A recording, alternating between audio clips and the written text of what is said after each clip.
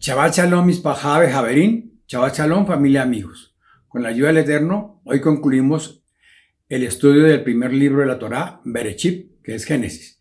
Se denomina un Shabbat Hazak, que es un Shabbat de fortaleza. Recordemos que siempre que terminamos la lectura de un libro o el comienzo de un libro, decimos Hazad, Hazad, Beniz Haset, sé fuerte y seamos fortalecidos. Entonces le pedimos al Eterno que nos fortalezca para continuar nosotros adelante con el amor del estudio de la Torá. La parashá de hoy, la número 12, Vayehi, él vivió. Vemos en el libro de Bereshit, Génesis 47, 28 al 50, 26. ¿Sí?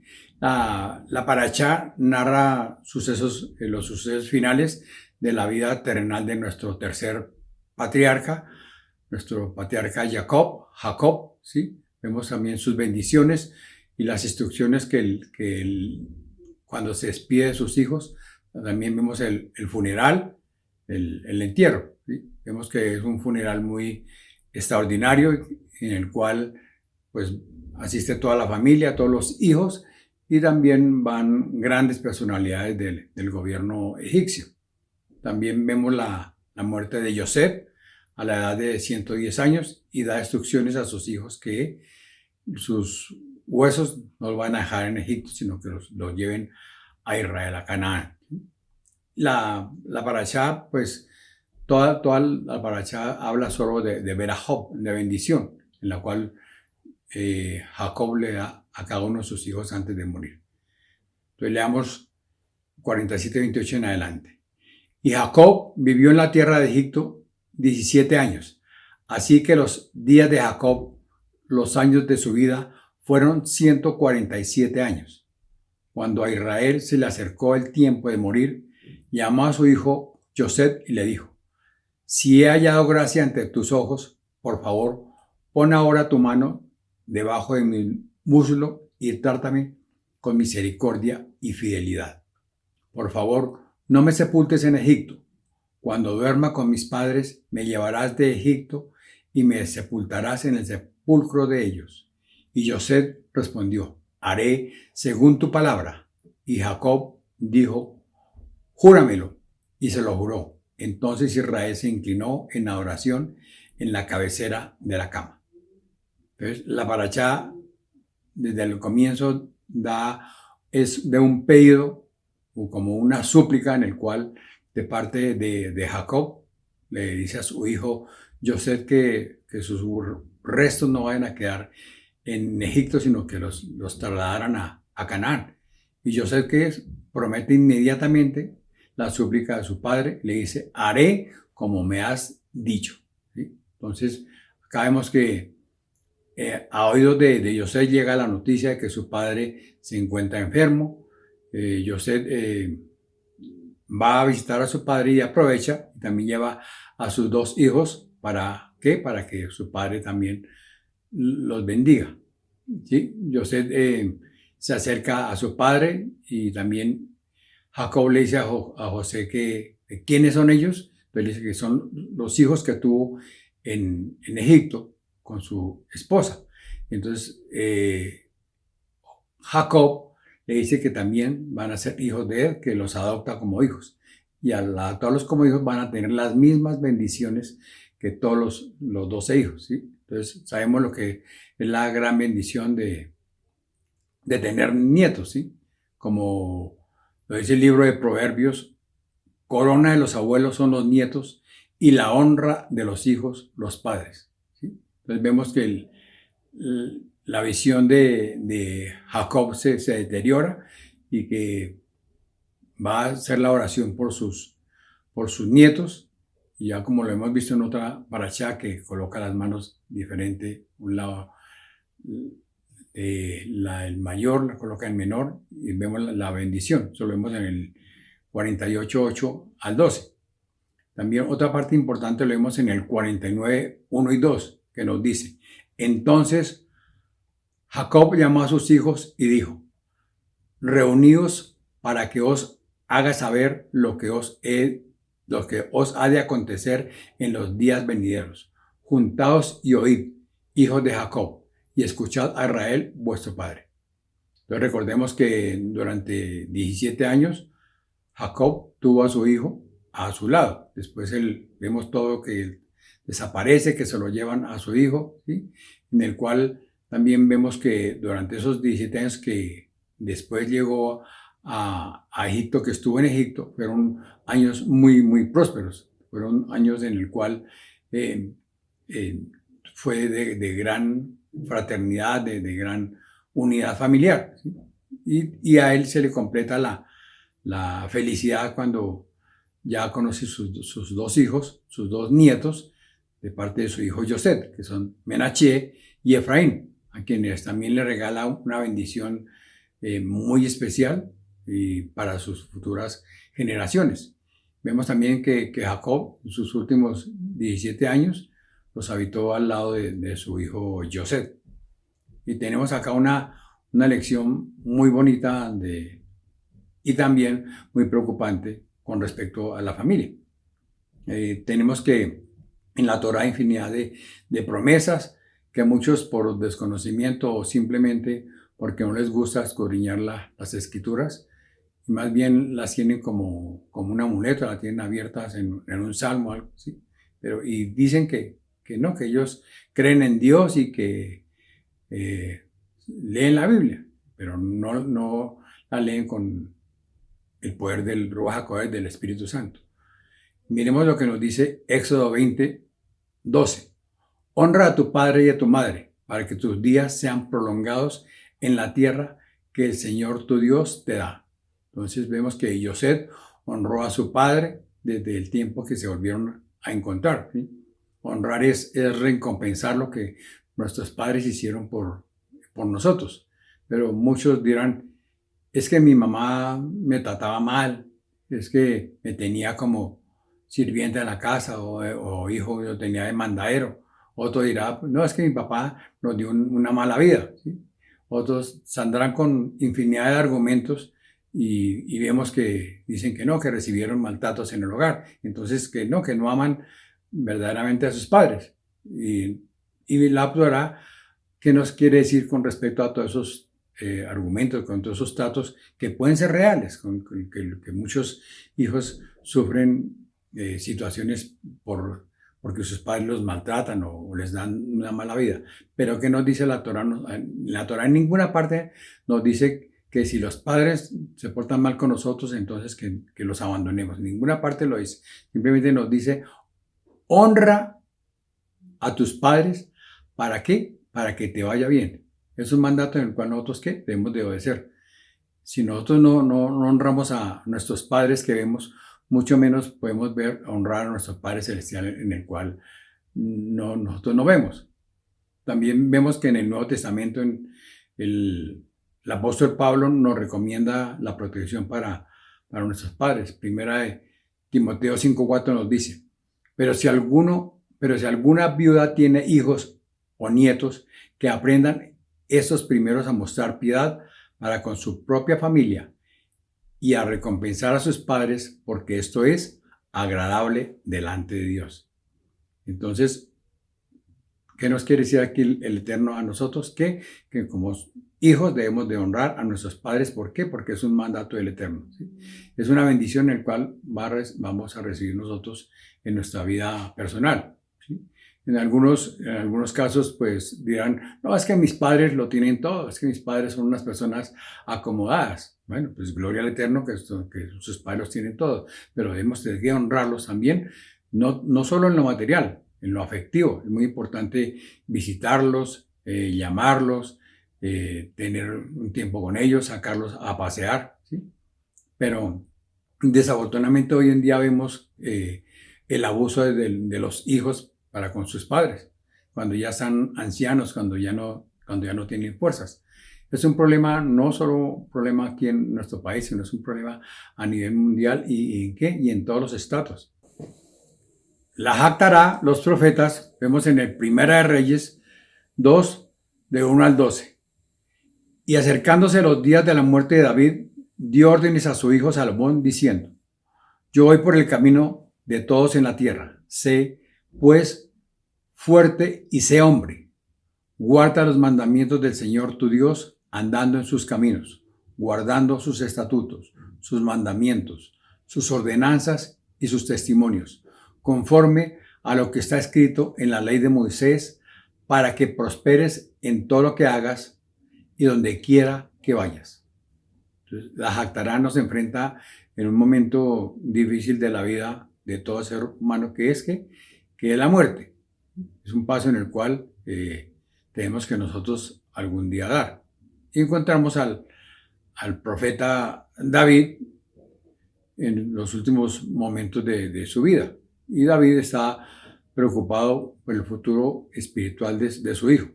Vemos a un David que es bastante espiritual, vemos a un David que no es materialista. ¿Sí? Es lo importante que resaltar acá.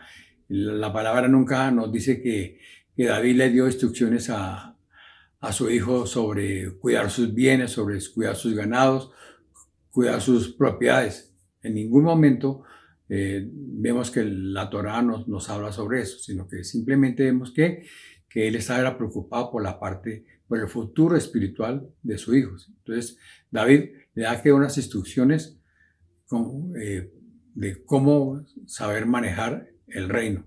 ¿Sí?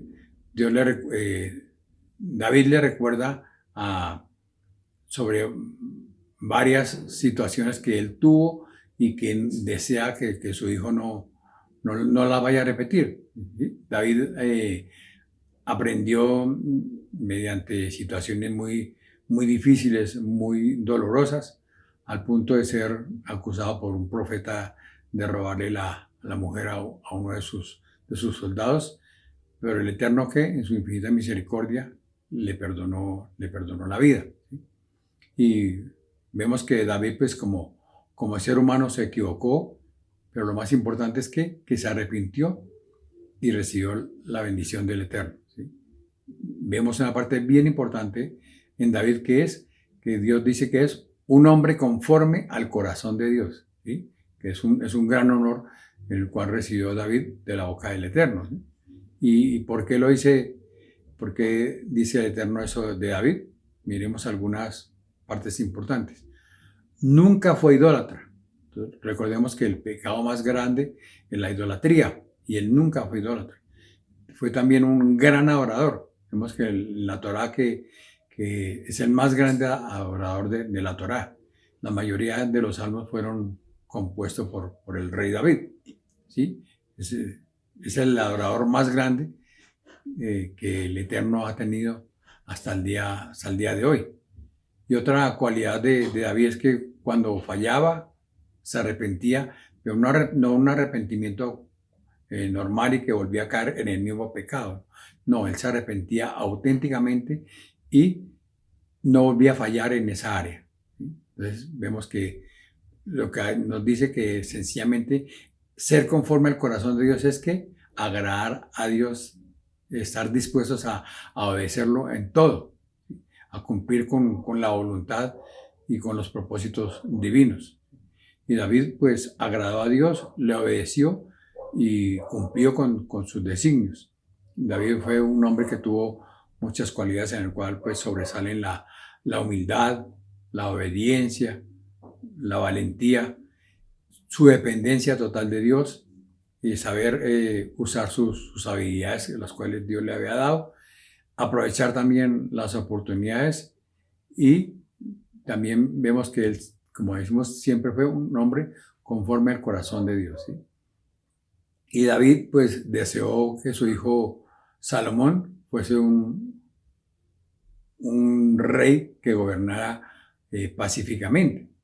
Y le dice que esfuérzate y sé hombre, le dice. Y entonces le está hablando en cuanto a los estatutos y los decretos en los cuales debe caminar conforme al Eterno. Y para depender totalmente del Eterno para poder administrar bien en el trono. Que llevar una vida una vida recta, una vida de rectitud. ¿Sí? Vemos que David reinó durante 40 años a Israel, que fueron 7 años en Hebrón y 33 años en Jerusalén. Y pues como anécdota, pues Yeshua también estuvo 33 años acá en la tierra, en nuestro Mesías, ¿sí? Entonces, y vemos también que David descansó, que David murió. También vemos que Yeshua también descansó, que también murió. Pero vemos que David todavía descansa y Yeshua resucitó. Y que Él está vivo al lado del Padre, intercediendo. ¿Por qué? Por cada uno de nosotros. ¿Sí? Vino que a redimir de nuestros pecados, a rescatarnos de esa lucha que tenemos nosotros diariamente con el pecado. ¿Sí? Y como vemos, la clave de la Haftarah es obedecer los mandatos del Eterno. ¿Para qué? Como le dijo David muy claramente a su hijo, para que le vaya bien. ¿Sí? Entonces, la respuesta principal es que si obedecemos los mandamientos del Eterno, pues nuestros caminos van a ser de bendición. ¿Sí? Y si nosotros nos desviamos, pues vamos a tener consecuencias. Entonces, que el Eterno nos ayude a verdaderamente caminar los caminos del Eterno, no que el Eterno camine en nuestros caminos, sino que nosotros caminemos los caminos que el Eterno quiere que caminemos. Amén. La brija de Achá, el Nuevo Testamento, vemos en 1 de Pedro 1, del 1 al 9. Veamos. Pedro, apóstol de Jesucristo, de Yeshua HaMashiach, a los expatriados de la dispersión en el Ponto, Galacia, Capadocia, Asia y Bitania, elegidos según el previo conocimiento de Dios Padre, por la obra santificadora del Espíritu, para obedecer a Yeshua HaMashiach y ser rociados con su sangre, que la gracia y la paz os sean multiplicadas. Entonces miremos un poquito de historia para así comprender esta carta del apóstol Pedro. ¿Sí? En ese tiempo gobernaba Nerón, gobernaba Roma y tenía en su mente pues hacer una nueva ciudad, tener una nueva ciudad. Y la mejor manera, la idea era incendiar la ciudad y por consiguiente pues echarle la culpa a todos los seguidores de Yeshua. ¿Sí? Entonces recordemos que en esos tiempos Yeshua tenía muchas personas, muchas multitudes le seguían y se arrepentían de sus pecados y se bautizaban. Esto pues preocupó a todos los líderes religiosos y pues vemos que la iniciativa era perseguir a los cristianos, todos los conocedores de la palabra, los seguidores de Yeshua. ¿Sí? Y así acá vemos a Pedro hablándoles a los israelitas que están en la diáspora, ¿sí? Que se encuentran en Asia Menor. ¿Sí? A través de las cartas vemos que Pedro anima a todos los creyentes a permanecer firmes, a no ceder en la fe por la causa de ¿qué? De las persecuciones. Y aquellos pues, que estaban siendo perseguidos, ¿por qué? Por ser seguidores de Yeshua. ¿Sí? Y los está animando a no desfallecer y que tengan al Eterno en sus planes, así sea en medio de ¿qué? En medio de la adversidad, ¿sí? Ya que Yeshua había despertado mucho interés en la gente y la gente estaba dejando sus pecados y estaba ¿qué? Enderezando sus caminos. Y pues acá vemos que Pedro nos está haciendo una comparación que cuando estamos siendo perseguidos por el Evangelio, pues que como pueblo nosotros no debemos de desanimarnos, y así como Israel, que también ha sido perseguido durante toda la historia, es que nosotros estemos firmes. Y vemos que también hay muchas personas que siempre han estado perseguidos por estar predicando la palabra del Eterno. Entonces recordemos que nosotros también tenemos que estar orando por todas esas personas que están llevando la palabra en el mundo entero y están siendo perseguidos y siendo muertos. Nosotros pues en las ciudades, pues, por el momento, gloria al Eterno, no tenemos persecuciones, pero en ese tiempo había mucha persecución para todos los seguidores del Mesías. ¿Sí? Entonces, aquí Pedro nos está recordando que nosotros somos ¿qué? Ya al haber aceptado Yeshua en nuestro corazón, al haber enderezado nuestros senderos, al haber cambiado muchos aspectos de nuestra vida. Tenemos que estar luchando ¿por qué? Por ser santificados, por llevar una vida recta en el cual pues, va a ser una recompensa en el mundo venidero, ¿sí? Entonces, ¿qué es nuestra principal meta? Que es la salvación eterna, en la cual debemos de nosotros estar peleando día a día y tratar al máximo de llevar una vida K2, una vida santa, y que le pidamos continuamente al Ruach HaKodesh, al Espíritu Santo, que nos guíe, que nos revele en qué estamos fallando para enderezar nuestros caminos. ¿Y para qué? Para compartir nuestras vivencias y nuestras grandes bendiciones al mundo perdido, para nosotros poderles llevar a ese mundo la palabra del Eterno. Recordemos las palabras que nos dijo Yeshua: estamos en el mundo, pero no compartimos las cosas de este mundo. ¿Sí? Acá entonces, ¿qué nos quiere decir el Eterno? Que valoremos lo que el Eterno, lo que su Hijo Yeshua Mashiach hizo en el madero por cada uno de nosotros, y que no quitemos la mirada de Él, que no desfallezcamos y que siempre tratemos de ir por el camino derecho, por el camino que nos conduce a la vida eterna, ¿sí? Cada Eterno nos está diciendo que no nos dejemos moldear por el mundo, y que nosotros tenemos que tratar de llevar una vida perfecta delante del Eterno, ¿sí? Que seamos testimonio, que estemos esforzándonos día a día a llevar una vida que agrade a nuestro Padre Celestial. Amén. Amada familia, muchas gracias por acompañarme en el estudio de la Parashá. Si estas palabras fueron de bendición para tu vida, comparte este video a otros y suscríbete a este canal. Una semana de bendición para todos. Shabbat Shalom.